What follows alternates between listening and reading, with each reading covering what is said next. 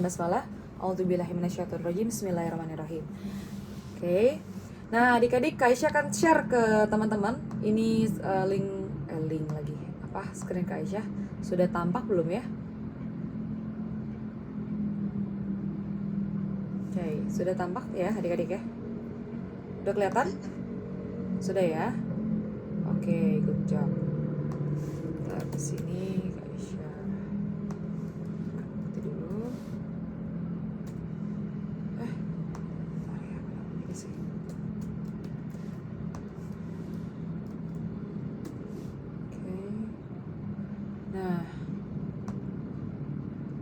Oke, kita bakal bahas tentang iman sebagai kunci surga.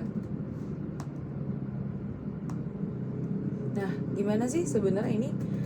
Tadi udah diisi pretestnya, terima kasih adik-adik. Dan kita sekarang bahas dulu pengertian iman. Iman itu sebenarnya apa?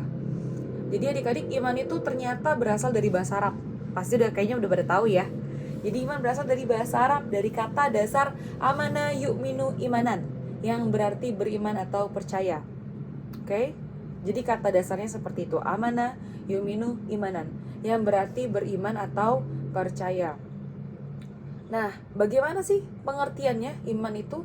Adapun definisinya, menurut bahasa berarti kepercayaan, keyakinan, ketetapan atau keteguhan hati gitu ya. Dan juga apa aja nih kita sebagai mukmin ya, sebagai orang beriman, sebagai muslim harus tahu dong tentu saja pilar-pilar, atau kayak kita bisa bilang ibaratnya HP ya teman-teman ya. Di HP ini apa aja sih pilar-pilar HP? Oh, ada prosesor, otaknya HP, ada layar, ada keyboard misalnya, atau layar touchscreen-nya, ada tombol on off, tombol volume. Ibaratnya itu pilar-pilarnya HP misalnya gitu. Nah, kalau pilar-pilar keimanan itu ada 6 perkara teman-teman yang dikenal sebagai rukun iman yang wajib dimiliki oleh setiap muslim. Ini boleh nggak Kak kalau misalnya cuma 5? Satunya enggak? Oh, nggak boleh. Atau aku sebenarnya beriman banget sih Kak sama semuanya ini, tapi aku sama malaikat nggak percaya. Oh, nggak boleh juga, nggak bisa, gagal. Ibaratnya kayak kita pakai HP ya, tapi kita nggak ada salah satu pilar di HP ini yang nggak ada. Kayak misalnya screen-nya nggak ada atau prosesornya nggak ada. Bisa nggak kira-kira HP ini dipakai dengan baik? Atau diakui sebagai HP nggak? Kalau misalnya ada yang kurang, nggak bisa ya? Tidak bisa ya adik-adik ya?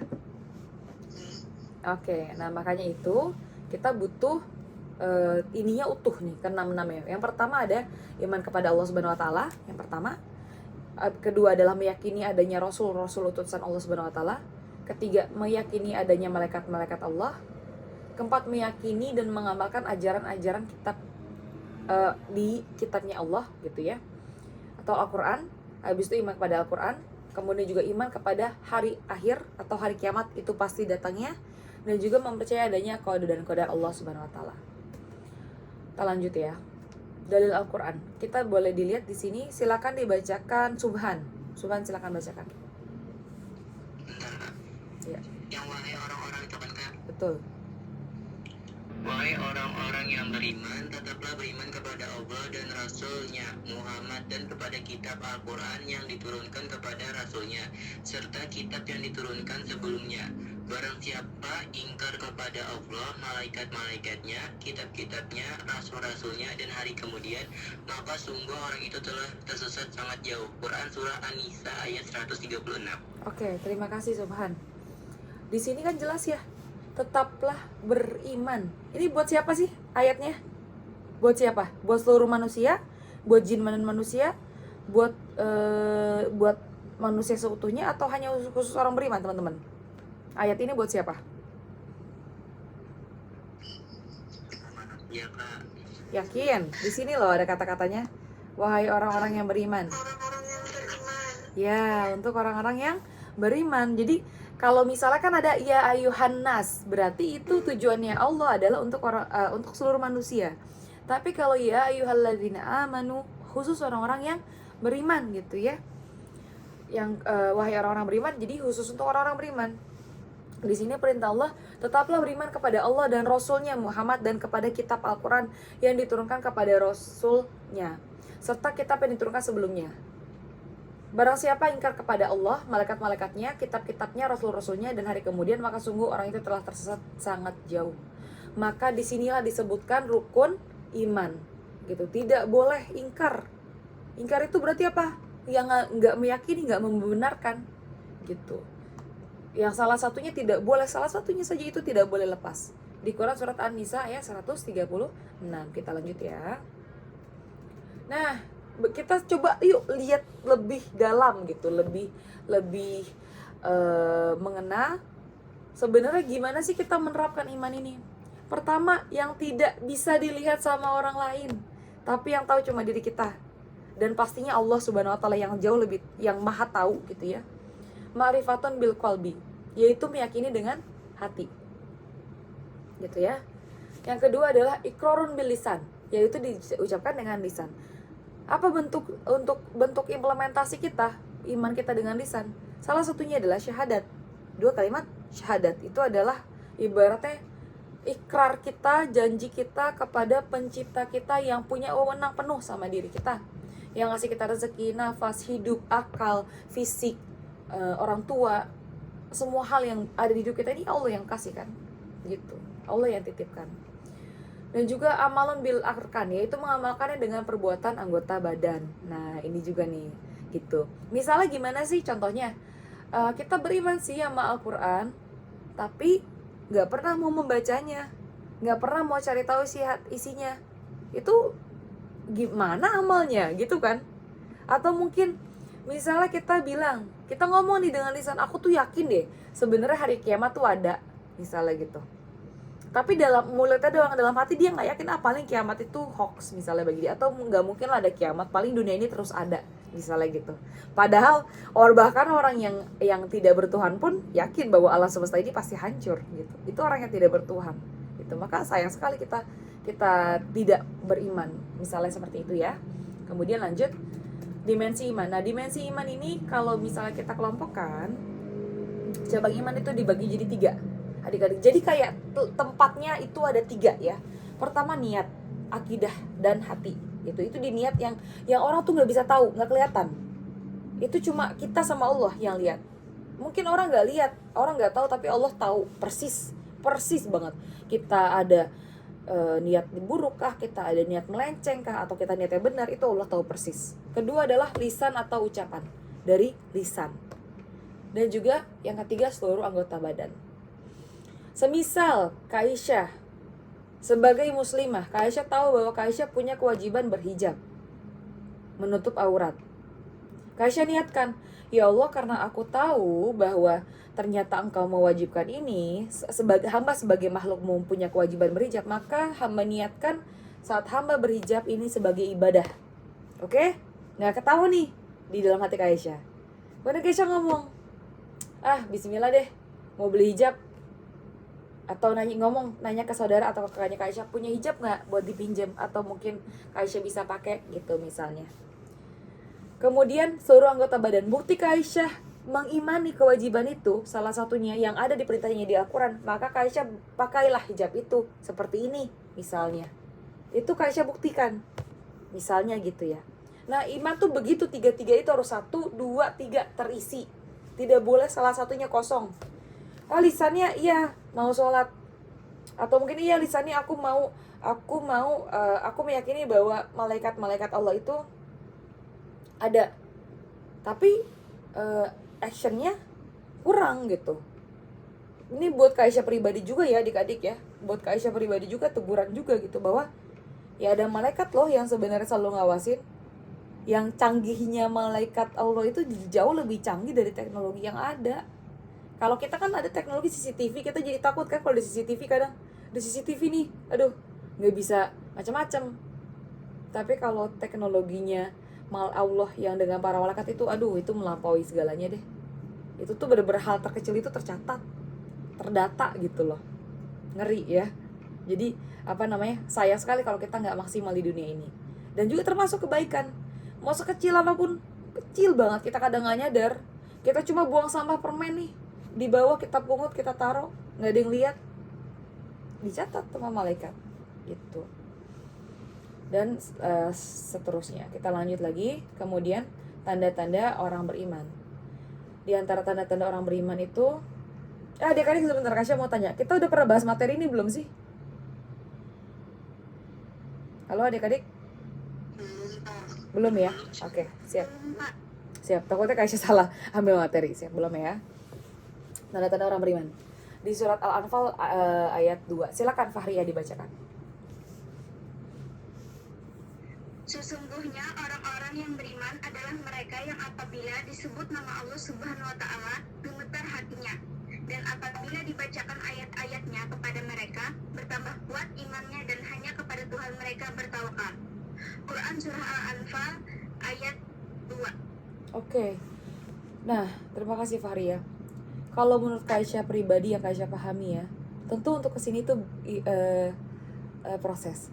Teman-teman Kaisyah mau tanya, pernah nggak ada yang saat nama orang yang disukai disebut itu hatinya deg-degan? Ada yang pernah? Pernah, Kak? Ya, kayak gitu rasanya. Harusnya. Paham ya? Harusnya begitu rasa kita ke Allah. Deg-degan, ada rasa kagum, rasa kangen, rasa kita begitu cintanya dalamnya. Itu bisa nggak? Bisa. Tapi proses, usaha.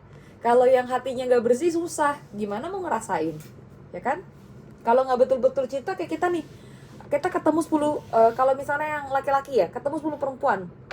Yang ditaksir itu satu. Nih misalnya si A nih ya. Kan yang bergetar itu ya ke dia doang kan. Yang lain nih biasa-biasa aja. Gitu. Ibaratnya itu baru sama manusia, teman-teman. Ini bagaimana dengan Allah? Tentu saja kalau kita ke manusia aja kita pasti punya rasa suka dulu kan sama dia. Nah, apalagi ke Allah, harus ada ilmunya dulu, harus paham dulu, harus pembuktian dulu gitu. Jadi maka saat ayat Quran dibacakan atau saat kita bertakbir Allahu Akbar, itu mulai sadar, oh ternyata saya nih butuh banget ya sama Allah. Ini adalah pihak yang saya selama hidup saya ini harusnya saya mengabdi. Inilah pihak yang memberikan saya segalanya. Inilah pemelihara saya, inilah pendidik saya, inilah yang menciptakan saya. Dialah yang menghidupkan saya, mematikan saya, dan sebagainya. Begitu ya. Maka salah satu tanda-tanda orang beriman adalah jika mendengar nama Allah Subhanahu wa taala disebut, maka bergetar hatinya. Gitu. Dan ini proses adik-adik. Kadang iman kita turun. Jadi kurang getar nih ada nama Allah. Naikkan lagi. Aisyah juga begitu. Kita masih punya banyak kekurangan, kita perbaiki lagi ya. Kemudian tanda-tanda orang yang beriman kedua, silakan dibacakan Kolbi.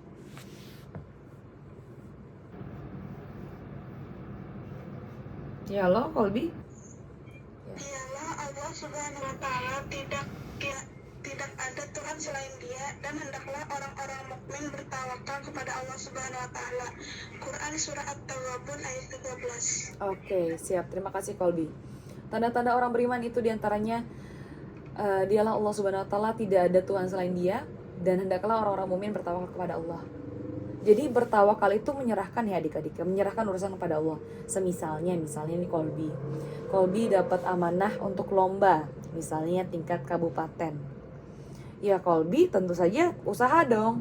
Kolbi belajar, Kolbi cari mentor, Kolbi cari pelatih, Kolbi berusaha dari hari ke hari latihan dengan semakin terbaik. Kolbi berdoa, minta doa orang tua. Sudah semua yang Kolbi bisa Kolbi lakukan, teman-teman lakukan. Setelahnya, oke, hasilnya gimana? Aku serahkan pada Allah. Itulah tawakal kurang lebih. Sudah berusaha melakukan yang kita bisa semuanya. Semuanya yang kita bisa. Kalau baru 1-2 ketawakal nggak? Ya enggak sih kayaknya. Ya tawakal tuh yang kita lakuin, kita bisa itu kita maksimalin banget. Baru deh. Ya, boleh bertawakal. Atau ya mempersilahkan hasilnya terserah Allah gitu. Inilah tanda-tanda orang yang beriman. Kemudian silakan dibacakan Maila.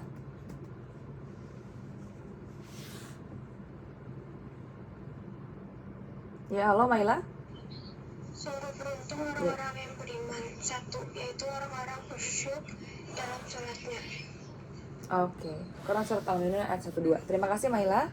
Tanda-tanda orang beriman adalah selalu tertib dan menegakkan dan menjalankan sholatnya.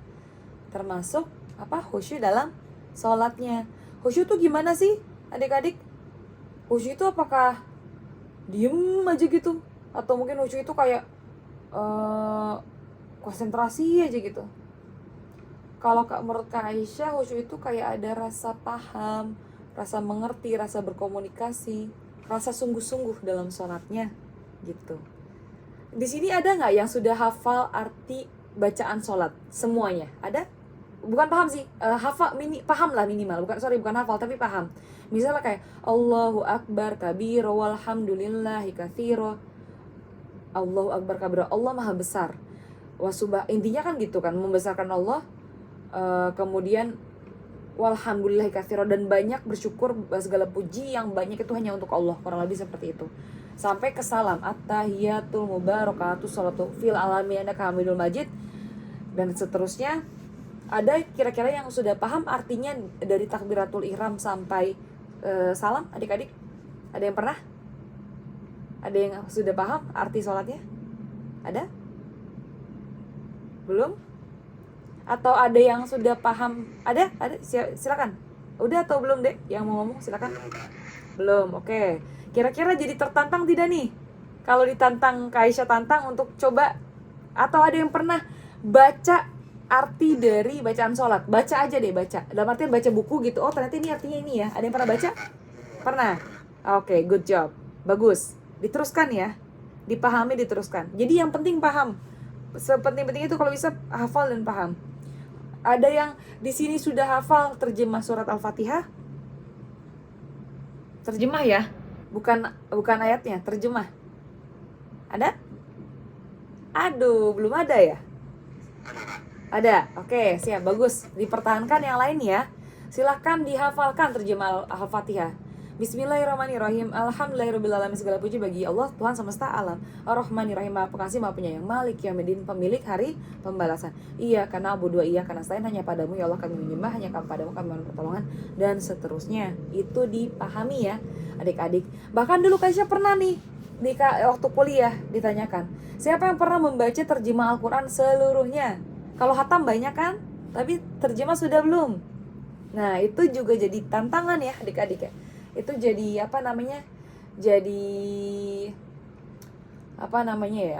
jadi suatu kewajiban juga buat kita untuk bisa memahami ayat Quran.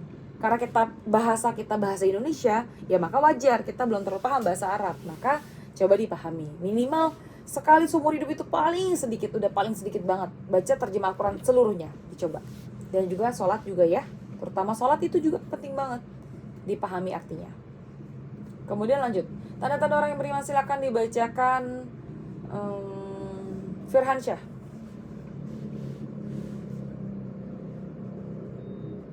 Halo? Ya, halo? Tidak standby ya? Oke, yang lain. Fikri, tolong dibacain, Fik. Ayo bentar, mana sih tadi? Sebentar. Ya, silakan. Yaitu orang-orang yang melaksanakan sholat dan menginfakkan sebagian dari rezeki yang kami berikan kepada mereka. Quran Surah Al-Anfal ayat 3. Oke, makasih Fikri. Nah, jadi tanda-tanda orang yang beriman itu adalah orang-orang yang melaksanakan sholat. Pasti ya, udah gak bisa toleransi itu, ibadatnya udah pakam lah. Dan menginfakkan sebagian dari rezeki yang kami berikan kepada mereka. Sebagian, apakah Allah minta infak semua? Tidak. Terus adik-adik tahu tidak apa bedanya sedekah sama infak? Ada yang tahu bedanya sedekah sama infak? Pernah dengar ya sedekah ya? Ada yang pernah dengar infak juga, bedanya apa? Ada yang tahu? Belum ada? Nah, jadi bedanya sedekah itu kita memberikan apa saja kepada siapa saja, berbagai hal. Misal senyum, sedekah. Kasih orang makanan, sedekah. Kasih orang bantuan tolong, sedekah. Ada duri di jalan kita pinggirin, ada sampah kita masukin tempat sampah, sedekah. Itu sedekah. Yang terima boleh siapa aja. Binatang, hewan, tumbuhan, manusia, muslim, non-muslim, siapa aja boleh. Tapi kalau infak itu khusus, yaitu untuk yang di jalan Allah. Contohnya pendidikan, atau mungkin pesantren. Kemudian untuk pemberdayaan ekonomi. Pokoknya semua yang khusus untuk itu tuh syiar Islam, untuk menyebarkan Islam, memperkuat Islam, itu maksudnya infak gitu ya. Bukan hanya pembangunan masjid, termasuk misalnya pembuatan sekolah, pembuatan fasilitas yang bisa menunjang dakwah dan sebagainya, itu bisa termasuk infak ya adik-adik gitu. Maka di sini termasuk salah satu cirinya adalah menginfakkan selain sholat dan menginfakkan sebagian dari rezekinya. Apakah Allah minta semuanya? Enggak. Tapi sebagian rezeki kita infakkan. Dan beruntungnya mereka adalah mereka yang Allah dititipkan harta, tapi mereka bisa kelola dengan sangat baik. Infaknya sekian, zakatnya sekian, buat nafkahnya sekian, dan sebagainya gitu, dengan sangat baik ya. Lanjut, tanda-tanda orang yang beriman selanjutnya. Silakan dibacakan Aisyah. Silakan Aisyah. Dan orang-orang yang menjauhkan diri dari perbuatan dan perkataan yang tidak berguna.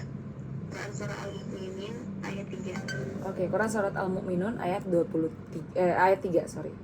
Nah, termasuk nih tanda-tanda orang yang beriman. Dan ini susah juga ya adik-adik ya. Aisyah pribadi kadang susah nih. Menjauhkan dari perbuatan yang tidak berguna dan perkataan. Contohnya, kebanyakan main game. Astagfirullah. Bukan kebanyakan, gosip. Astagfirullah. Apalagi nonton-nonton yang gak jelas. Astagfirullah. Padahal buat diri kita sebenarnya itu Allah tuh baik banget ya. Orang beriman tuh begini ciri-cirinya. Jadi kita tuh dibikin Allah itu menghimbau kita, mengajak kita untuk menjadi manusia yang berkualitas. Kita bisa, kalau kita kualitasnya main cuma maaf misalnya kayak ada anak nih ya, cuma main game terus, belajarnya ditinggal, kewajibannya ditinggal, ngebantu orang tua ditinggal, ngebantu rumah ditinggal, kira-kira kemungkinan besar bakal sukses atau enggak masa depannya adik-adik?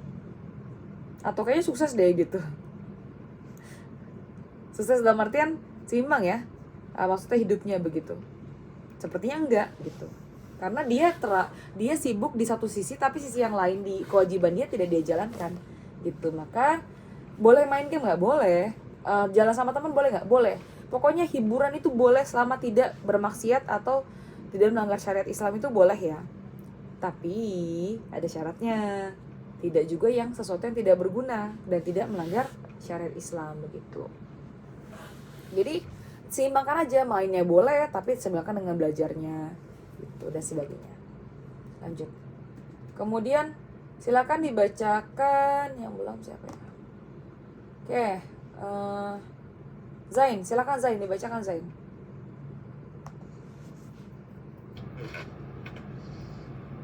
Sungguh Allah menyuruh menyampaikan amanat kepada yang berhak menerimanya.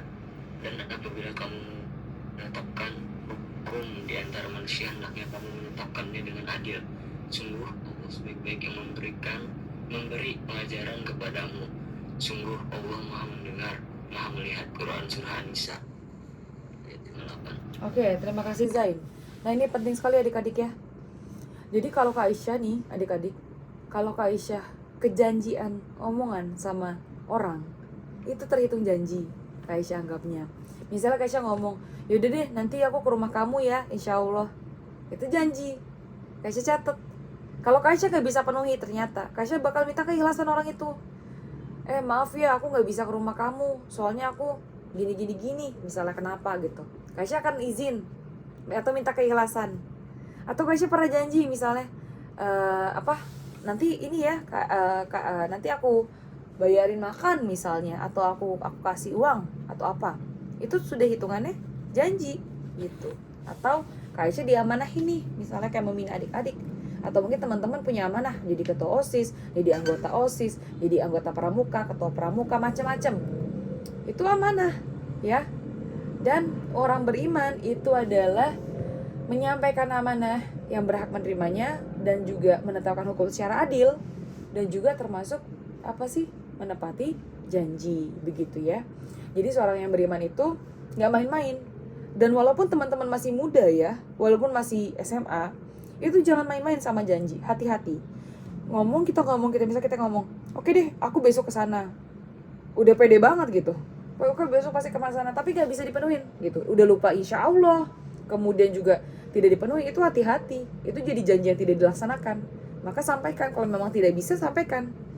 Gitu. Terus kalau kita punya hutang, punya amanah, punya janji, ditulis. Kak Aisyah sarankan ditulis aja di HP, ditulis aja di buku. Misalnya oh tanggal 19 Desember aku pernah janji sama adekku, nanti kalau adikku berhasil apa, misalnya aku akan belikan misalnya kue apa gitu ya. Itu janji, dipenuhi. Atau amanat, oh aku tahun ini dapat amanah sebagai anggota Paskibra, aku harus latihan tiap minggu. Itu amanah, penuhi. Kalau tidak ada kendala, penuhi. Kalau ada kendala, sampaikan, ya. Jangan main-main, walaupun masih muda. Sudah balik, itu sudah tidak ada toleransi, ya. Maksudnya sudah harus paham, oh saya sudah balik, saya sudah bertanggung jawab sama diri saya sendiri. Maka saya harus berusaha untuk memenuhi janji saya, memelihara amanah saya, dan sebagainya, ya. Itu adik-adik, ya. Tetap ya, sudah diukur keimanannya 1-10 kira-kira berapa? Macam-macam jawabannya, bagus. Kemudian yang kedua, kira-kira untuk tulis ya, pakai kata-katanya, tingkat khusyuk sholat aku, atau tingkat khusyuk sholat ulun. Titik 2, tingkat khusyuk sholat titik 2 apa? 1-10. 1, 2, 3, 4, 5, 6, 7, 8, 9, 10. Kira-kira di mana ya tingkat kehusyuan ulun? Kira-kira di mana?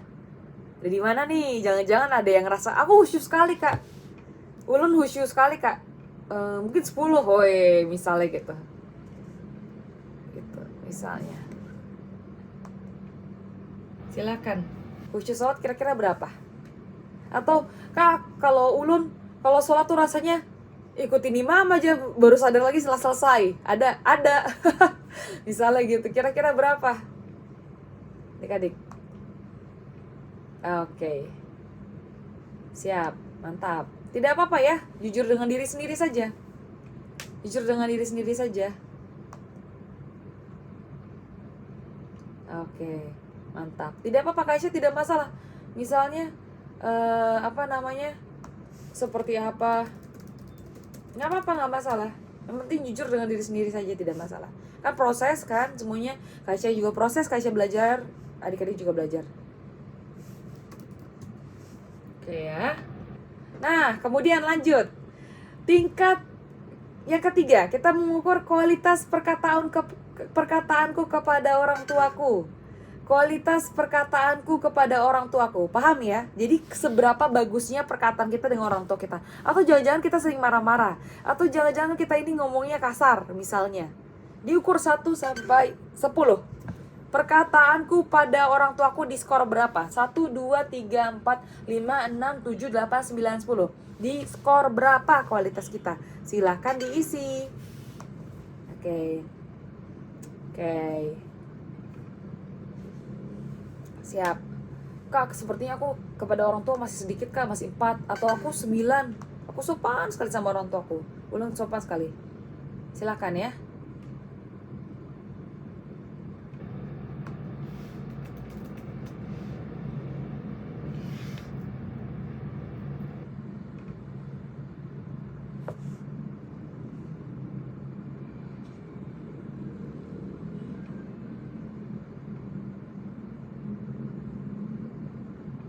Oke, siap, mantap. Ada yang belum ya?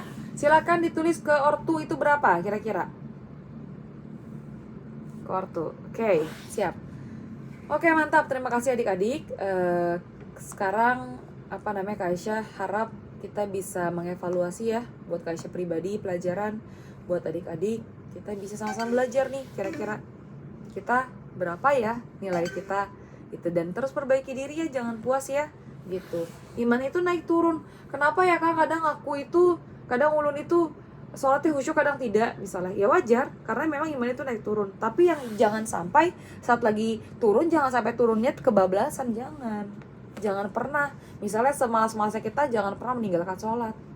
Itu tidak ada toleransi gitu. Kayak ibaratnya harga mati saya, semalas-malasnya saya, sholat saya tetap jalan. Syukur-syukur semalas-malasnya saya sholat jalan, sholat duha jalan. Itu kalau lagi malas. Kalau lagi rajin, duha jalan, tahajud jalan misalnya. Semarah-marahnya saya sama orang tua saya tidak pernah mengucapkan kata-kata yang kasar atau yang menyakiti hatinya, misalnya begitu. Itu bagus sekali, hebat gitu ya. Oke, good. Bagus teman-teman. Kak Aisyah berharap semoga semakin besar semakin bagus ya. Bukan hanya karena sekarang seperti ini nanti ke depan bisa jadi menurun, jangan, kalau bisa makin baik gitu. Dan juga silakan untuk selanjutnya kita sudah cukup untuk sesi kali ini, kita akan buka sesi tanya jawab. Silakan bagi adik-adik yang mau bertanya. Di sini Kaisya udah ada satu pertanyaan ya. Ada yang mau ke Kaisya. Oh, boleh silakan. Siapa ini? Faria atau oke, Faria silakan. Semakin berkembang pesatnya teknologi informasi dan komunikasi, pastilah Kak, salah satu dampak negatifnya itu menyebarnya hoax. Sebagai remaja muslim, bagaimana sih cara kita untuk menghindari hoax tersebut? Mungkin hoax tersebut bisa menurunkan kadar keimanan seseorang. Oke. Kaisya mau tanya, menurut Faria gimana jawabannya? Menurut saya sih ya Kak, kita kan harus menyaring gitu, gak mudah kemakan hoax. Itu aja sih Kak, mungkin Kakak bisa lebih detail menjelaskannya. Oke, siap. Betul, Faria seperti itu ya. Jadi ada ayatnya, sebentar Kaisya kasih nih ayatnya. Mengecek berita dari orang fasik. Nih, ada ayatnya teman-teman. Di Al-Hujurat ayat 6. Wahai orang yang beriman, jika seseorang yang fasik datang kepadamu membawa suatu berita, maka telitilah kebenarannya, agar kamu tidak mencelakakan suatu kaum karena kebodohan cerobohan yang akhirnya kamu menyesali perbuatan itu. Ya, Kaisya kasih di grup nih. Nah, ternyata adik-adik, betapa Allah itu sangat-sangat ingin kita nih hambanya itu betul-betul tepat dalam sikap. Tidak boleh zolim, tidak boleh tidak adil. Maka berhati-hatilah dalam menerima informasi. Contohnya sekarang ini, kok bisa hoax banyak? Iya, karena sekarang setiap orang itu bisa seenaknya, bisa dengan mudah menyebarkan pikiran dia, menyebarkan perkataan, bahkan bohong, bahkan menipu, itu banyak sekali adik-adik. Maka bagaimana caranya? Pertama, kita lihat siapa yang memberi informasi ini, ya. Misalnya, apakah informasinya dari blog? Tahu blog ya teman-teman? Tahu blog tidak? Blog, misalnya Blogspot. Teman-teman tahu blog nggak sih? Atau nggak tahu blog? Atau website resmi, tahu tidak? Cara membedakan website resmi dengan tidak. Contohnya kalau website resmi itu misalnya www.republika.com atau www.bappenas.com. Itu biasanya resmi. Kalau tidak resmi itu bla bla bla.wordpress.com, bla bla bla.blogspot.com, .multiply.com. Intinya itu biasanya itu yang tidak resmi gitu. Itu satu. Kalian tidak resmi jangan langsung dipercaya. Kedua, kita bisa bedain nih, kira-kira masuk akal tidak ya yang disampaikan. Jadi kuncinya adalah saring sebelum sharing. Saring dulu sebelum kita sharing atau membagikan. Itu wajib ya teman-teman. Kalau tidak, kita bisa termasuk yang penyebar kebohongan. Ngeri banget gitu. Makanya kita juga lihat. Jadi pertama lihat kira-kira siapa memberi informasinya, penting atau valid atau tidak. Oh, ternyata yang masih informasi ternyata betul kah, valid kah? Itu dari website pemerintah. Ya oke. Boleh juga misalnya dipakai, tapi stop dulu, jangan dulu. Itu kemudian pertama sumber. Atau mungkin dari berita resmi kak, oke. Atau mungkin dari informasi perpustakaan online kak, ya oke. Stop dulu, pertama kita cek siapa memberi informasi. Tapi kalau pemberi informasinya cuma dari blog atau dari perkataan orang, dari video doang, aduh, jangan langsung percaya. Yang kedua, dicek juga ini penting atau tidak. Misalnya setelah kita lihat sumber, kedua cek penting atau tidak. Oh, ternyata informasinya ini cuma soal misalnya hanya soal misalnya selera, pokoknya nggak penting ya. Misalnya kayak cara memilih pacar, misalnya udah haram pakai cara milih pacar gitu. Itu nggak penting kan? Ngapain di-share? Itu tidak penting.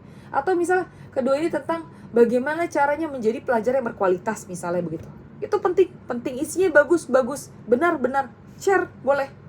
Gitu ya. Jadi kedua, cek penting atau tidak penting. Yang ketiga, kita pikirkan lagi manfaatnya apa kalau saya share ini. Misalnya, apakah dengan saya share ini orang bisa mendapatkan solusi atau malah cuma sekedar ya saya iseng-iseng aja, nggak dapat manfaat apa-apa. Kalau iseng-iseng mending tidak usah, begitu ya.